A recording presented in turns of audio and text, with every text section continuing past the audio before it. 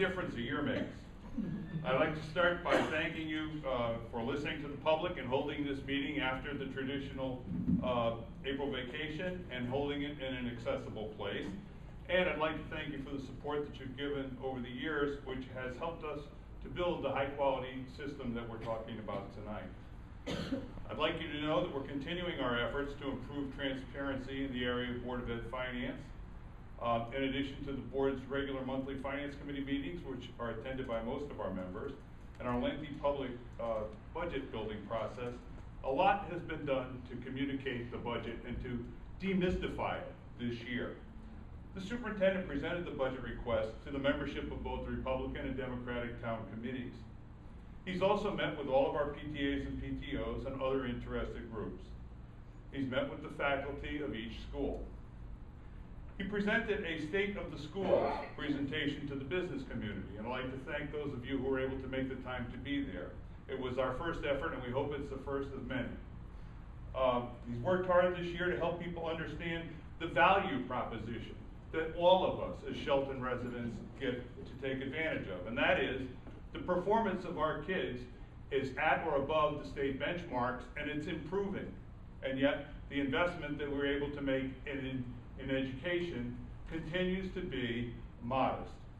He is also working to ensure that any questions or misconceptions that people have are answered. And remember when we had the public hearing in March, there was the question about they brought them all back. And we were able to answer that. And he's worked very hard to address all of those misconceptions. This year we're taking advantage of technology in a big way. There's a video of the superintendent making his PowerPoint budget presentation, and it's available online to anybody on the Shelton Public Schools website. The budget book and all of its wonderful detail is also available on the school website. This year we are in a very different place. The mayor's recommended, well first, the board has revised its additional budget request to $962,000. The mayor has recommended adding $600,000, so we're pretty close.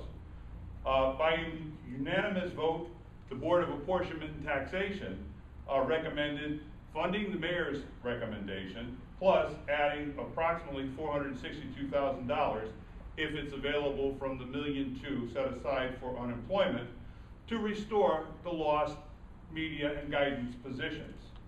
Tonight, I'd like to report to you that that is a very feasible proposition because through April 13th, total Board of Ed unemployment expenses are $738,273. So there's a balance available in that $1.2 million of $461,727. And that's with 2 months left to go in the year. And the most recent bill that we had for April was for $253. So the trend is definitely downward. We're likely to see small increases. So it says to me there'll clearly be $450,000 or thereabouts available in that unemployment account to be rolled forward.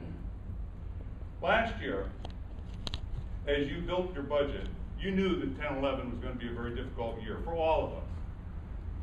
And yet, in difficult times, you had the vision to earmark $1.2 million in the city's budget for Board of Ed unemployment. I'd like to thank you for having that vision and say it turned out to be a good thing, both in this year and looks like for next. I'd like to conclude by once again thanking you for your support over time.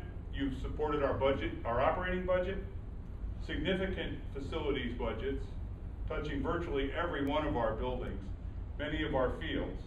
And I thank you for your support of our technology. You understood where our kids were, and you understood where our kids needed to be. And especially I'd like to thank Alderman Anglaise for helping us and sharing the vision to get the kids to where they needed to be. Mr. Burr and Mr. Urban will address this in more detail after me. Finally, when it comes time for you to build your budget this year, I just ask that you please support the mayor's recommended addition of the $600,000, plus the A&T's recommendation of the reallocation of the unemployment money to fully fund the board's request. It will be a good investment in our students, a good investment in our schools, and a good investment in our community. Thank you.